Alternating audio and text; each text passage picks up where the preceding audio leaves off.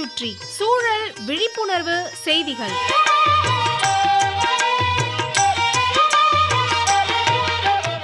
அன்புள்ள செல்வகுமார் சார் அவர்களுக்கு உங்கள் மாணிக்கம் எழுதும் மடல். நலம் நலமறிய ஆவல் செரித்ததை உரமாக்குகிறது, செரிக்காததை மரமாக்குகிறது. எது? பறவைகள்தான்.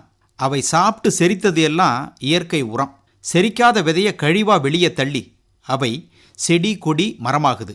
எவ்வளவு ஓர் அற்புதமான பணி! அந்த காலத்திலேயே திருவள்ளுவர் மணி நீரும் மண்ணும் மலையும் அணி நிழற் காடும் உடையது அரண். நல்ல அரண் பாதுகாப்பு என்பது ஆழமான அகழி நீரையும் அகன்ற நிலப்பரப்பையும் உயரமான மலையையும் அடர்ந்த காட்டினையும் உடையதாக இருக்க வேண்டும் என்கிறார் தெய்வப்புலவர்.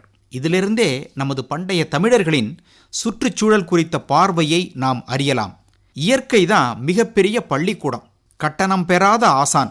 மலைகளும் மரங்களும் ஆறுகளும் கடல்களும் பறவைகளும் விலங்குகளும் நமக்கான வாழ்க்கை பாடங்களை நமக்கு தினமும் கற்றுக் கொடுத்து கொண்டே இருக்கின்றன. செல்வகுமார் சார், இப்படி நல்லவற்றை நமக்கு கற்றுக் கொடுக்கும் ஆசான்களை நாம காப்பாற்ற வேண்டாமா? மாறிவரும் இயற்கை சமநிலை, இயற்கை வளங்களான நீர்நிலைகள், காடுகள், காட்டுயிரிகள், காற்று மண்டலம், பறவைகள், கடற்கரைகள் அனைத்தும் மனித குலத்துக்காக வடிவமைக்கப்பட்டவை.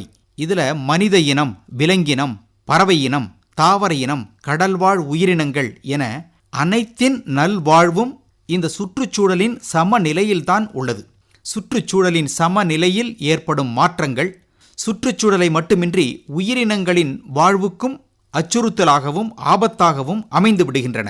நவீன விஞ்ஞான தொழில்நுட்ப வளர்ச்சியின் காரணமாக சுற்றுச்சூழல் இன்று மாசடைந்து வருகிறது.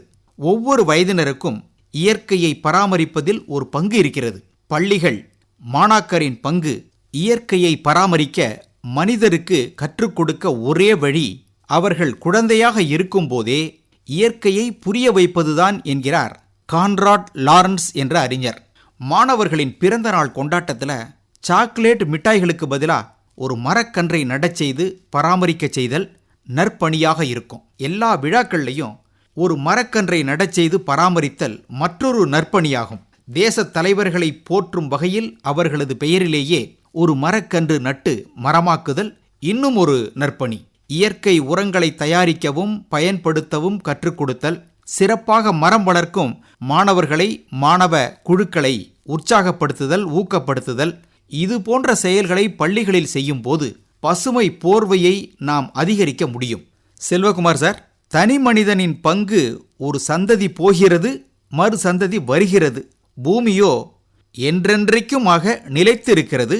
இந்த பூமி பந்தில் மனிதன் மட்டுமல்ல, புல் பூண்டுகளும் ஓர் அங்கம்தான் என்பதை உணரணும். பாலித்தீன், பிளாஸ்டிக் போன்றவற்றை பயன்படுத்துவதை குறைத்திடணும் அல்லது தவிர்க்க வேண்டும். கடைகளுக்கு போகும்போது துணிப்பைகளை எடுத்துட்டு போகணும். ஒரு மரம் தன் வாழ்நாளெல்லாம் வெளியிடும் பிராணவாயுவின் மதிப்பு அளவிட முடியாதது. அதே போல மக்கும் குப்பை, மக்காத குப்பை என வீடுகளில், தெருக்களில் தனித்தனியாக குப்பைகளை பிரித்திட கற்றுக்கணும், அதை செயல்படுத்தணும். எனவே சூழல் இயற்கை பாதுகாப்புல ஒவ்வொருவரும் தனி கவனம் செலுத்துவோம். சரிங்களா? இப்படிக்கு மடல் மாணிக்கம்.